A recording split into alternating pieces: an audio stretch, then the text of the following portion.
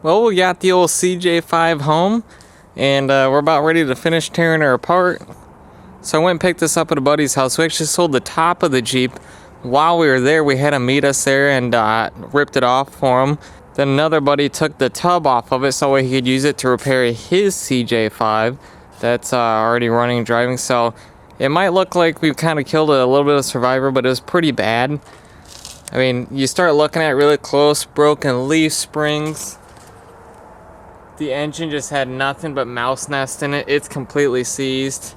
The manifolds are even splitting open. The fuel skid plate is completely rotted through. I mean, never seen something so horrid. Even the old windshield frame is sort of see-through. You could poke your finger through it. We didn't kill a super nice Survivor by any means. So, top went to guy put on his CJ5. Tub's going to fix another CJ5. Another buddy's taking the engine out of this for spare on his Jeep, as with the windshield. The only reason why I bought this Jeep is because of this axle.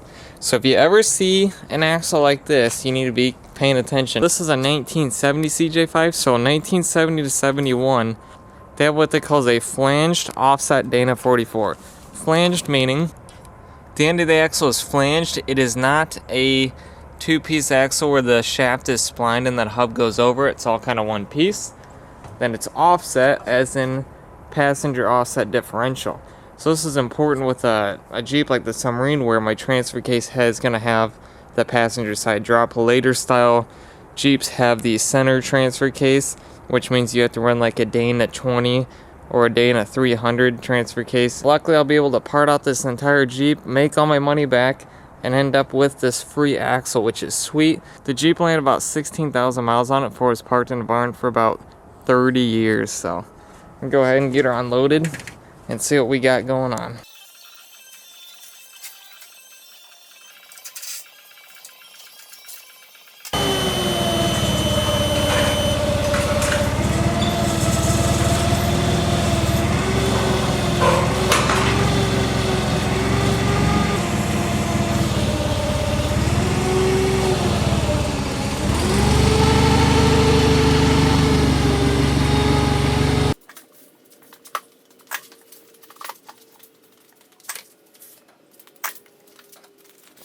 We're now up close and personal with the Holy Grail rear axle.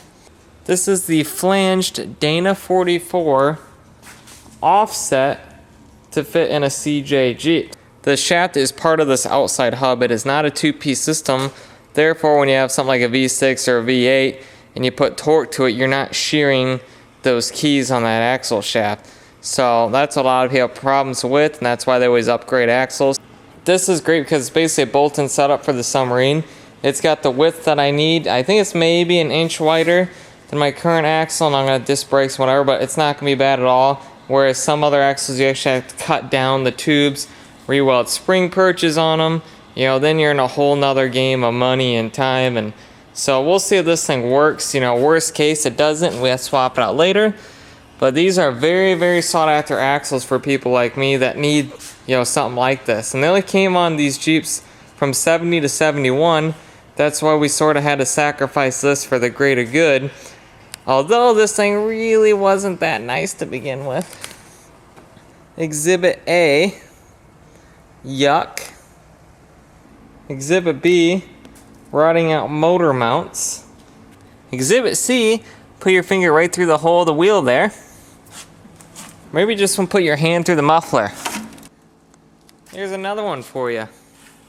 Fun fact, so the late early model CJ5, CJ6, etc.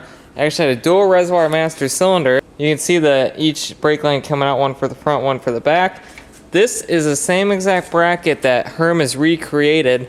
It is this piece as well as this piece right here that he sells in his dual reservoir master cylinder conversion kit for the flat fender Jeeps. So I am definitely going to be taking this out and saving it just for my own personal collection. And then you can get the same master cylinder that's on these things and be good to go. You have to be careful what master cylinder you purchase. This one obviously is for drum front, drum rear. They also make them for disc front, drum rear, or disc, so you just gotta be careful.